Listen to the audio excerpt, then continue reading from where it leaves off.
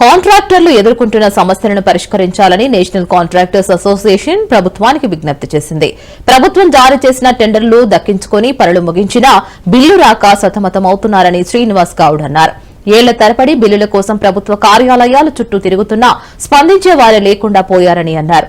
ప్రభుత్వం అభివృద్ది పనుల పేరుతో మంజూరు చేసిన పనులు చేసినా కాంట్రాక్టర్ల పట్ల వ్యవహరిస్తున్న తీరు తీవ్ర విచారకరమని అన్నారు. సకాలంలో బిల్లులు అందక ఎంతో మంది కాంట్రాక్టర్లు ఆర్థిక ఇబ్బందులతో కన్నుమూశారని ఆవేదన వ్యక్తం చేశారు. సమిష్టిగా సమస్యను పరిష్కరించుకునే లక్ష్యంతో అసోసియేషన్ ఏర్పాటు చేసినట్లు చెప్పారు. ముఖ్యమంత్రి రేవంత్ రెడ్డి ఈ అంశంపై ప్రత్యేక దృష్టి సారించి సమస్యను వేగవంతంగా పరిష్కరించాలని విజ్ఞప్తి చేశారు.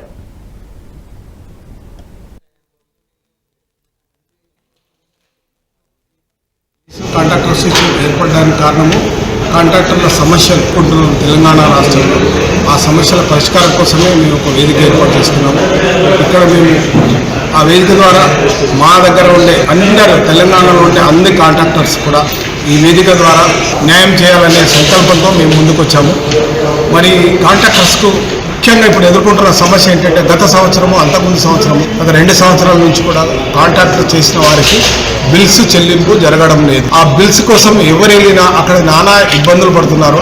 ఆ బిల్స్కు ఎవ్వరు కూడా న్యాయం చేయట్లేదండి. ఆ బిల్స్ తెప్పించుకోవడానికే మేము ఈరోజు రాష్ట్ర ప్రభుత్వంతో అభ్యర్థుల కోసం రాష్ట్ర సిఎస్ గారి దగ్గరికి వెళ్తున్నామండి. సిఎస్ గారిని కలిసి మేము మాకు బిల్స్ రావాలనే అవకాశాన్ని బిల్స్ రావాలనే ఉద్దేశంతో వారిని కలుస్తాం. ఆ బిల్స్ వచ్చే విధంగా మేము ప్రయత్నం చేస్తాం.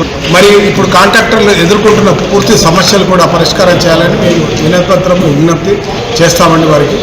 మరి మా దగ్గర ఉండే కాంట్రాక్టర్స్ అందరూ కూడా ఈరోజు మేము మా ఫోన్ నంబర్ మెన్షన్ చేస్తాము. ఆ నంబర్కు, ఆ అడ్రస్కు, ఆ మెయిల్ ఐడికి మా కాంట్రాక్టర్స్ అందరూ అక్కడికి వచ్చి ఈ సమస్యలకు మీ ఇచ్చిన టోకెన్ నెంబర్లు అన్నీ మాకు సబ్మిట్ చేస్తే మేము ప్రభుత్వం ద్వారా మీ అందరికీ బిల్స్ వచ్చే విధంగా గట్టి ప్రయత్నాలు చేస్తాం.